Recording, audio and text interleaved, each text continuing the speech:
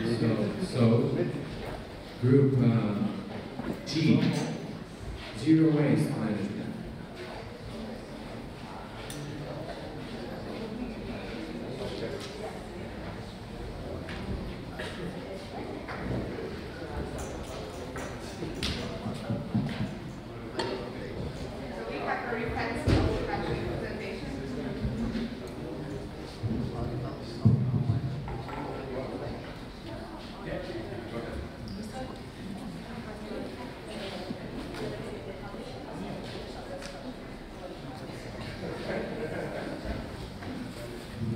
Okay, our topic, outside of the world. This is the outside of the world group. That was fast. Anyway, as you can see, that's what, based on what they said, my handwriting looks very artistic, so I hope it's legible. Anyway, the main challenges we saw from the topic was that there are low quality of consumer goods. Some are non-reusable because of the cheap price and the material they were made of. And then second is, something we learned from her is waste is not a waste until you waste it. People are not aware that there are a lot of ways a certain product can be reused. And then public sensitization. There's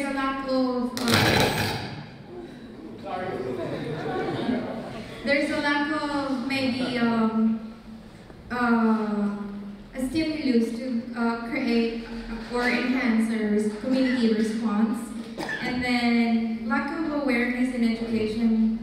Not most people know how to reuse, reduce, recycle, upcycle. And then the lack of public infrastructure. We were talking about the lack of, do you know the different types of bins, trash bins, where there's biodegradable, non-biodegradable. Apparently not all parts of the world you can see those kinds of bins. And then making it fun to do, to create public engagement. One of the ways in which we can create stimulus or public sensitization, somehow we think that recycling and reusing is kind of boring. And then lack of institutional frameworks or policy making, or lack of policies, or lack of implementation. And then the lack of incentive system to create public engagement. So, this is still me. Real world examples or cases, we recognize that the problem is global and it affects everyone. So, okay, for the good practices,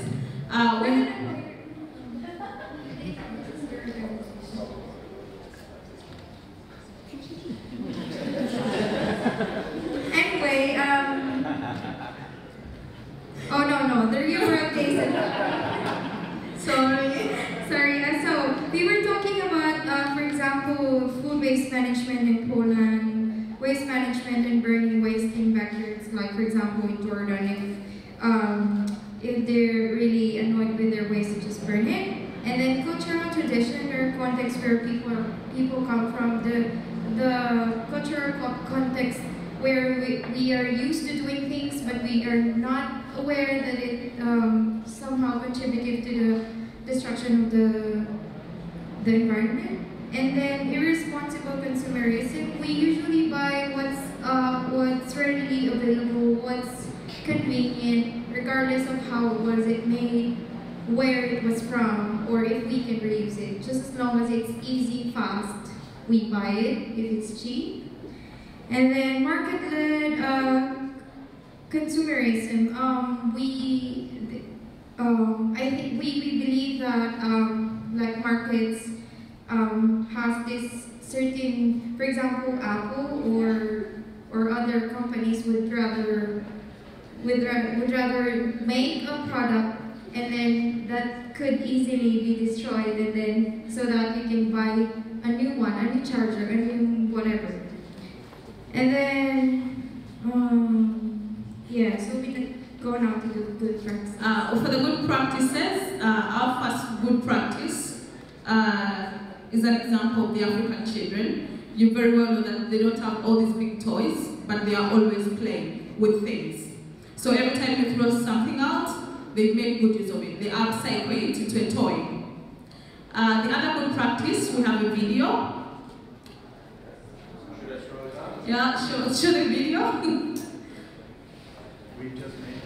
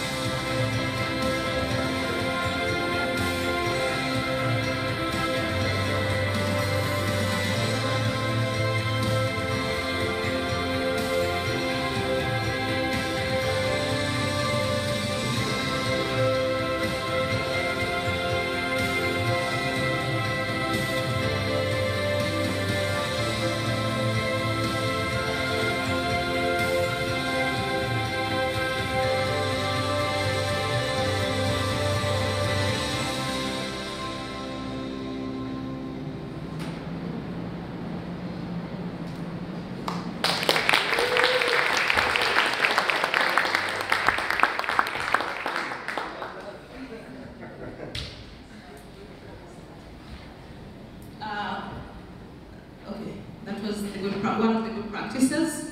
The other part is the universal recommendations. Upcycle the World has the following recommendations for you. The first recommendation is that waste is not waste until you waste it. The other recommendation is that we need to share things.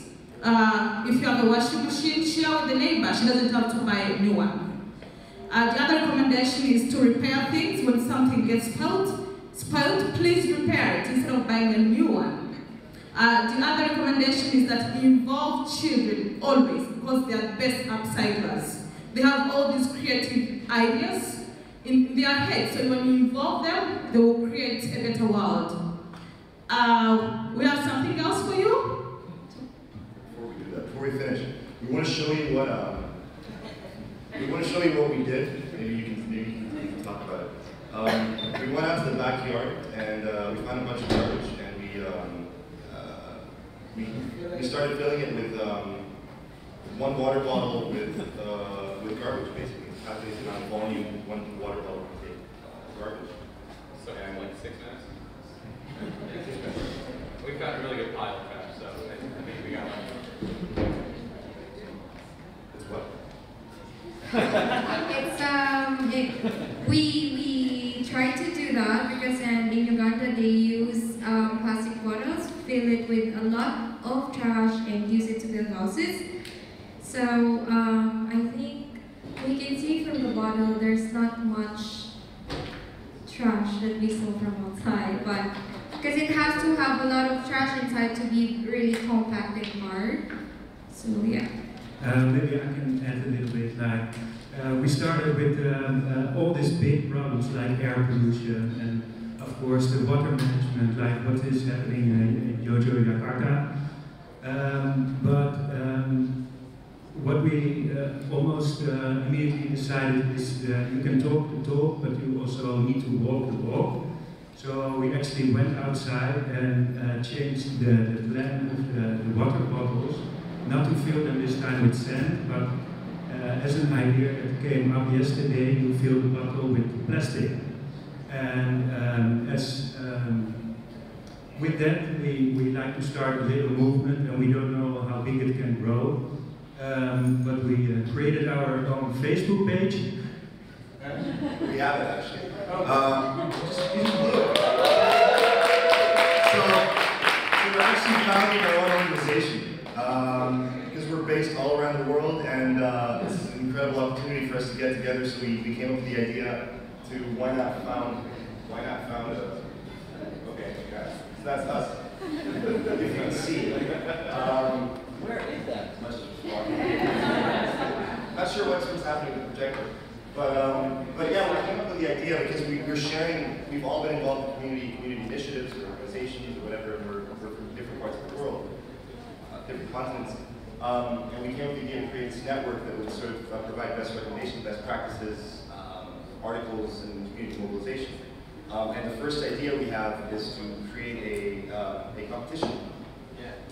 In Uganda, or somewhere in Eastern Africa, in Uganda that would, plastic creation, we're going to call it plastic creation, that would basically reward. We would reward somebody who creates something with plastic, whether it's a house, whether it's something artistic, using only non-degradable plastic materials, and we're gonna try to get a little bit of money together, and we're gonna pay this man, and we have some guy who's builds awards, and we're gonna give an award. It's gonna Exactly. yeah. So we're using this to the best effect. The fact that we're meeting together and we're founding Upcycle the World. So I urge you all. We don't have you all on Facebook. So I urge you all to like the page. We're going to create the logo tonight. It's just happening right now. It's just literally just happening right now. We're very excited about it, and we're actually definitely gonna do this because part of, I think Ryan was talking about it. Part of is incentivizing, and part of mobilizing community, part of educating people is incentivizing. Human beings respond to incentives in any way. So part of what Abhishek was talking about as well is by rewarding these individuals, we're influencing the rest of the community because they're going to be rewarded for it, and not continue to litter or not continue to pollute the environment. So thank you very much. If anybody else wants to add anything. Let's start a revolution.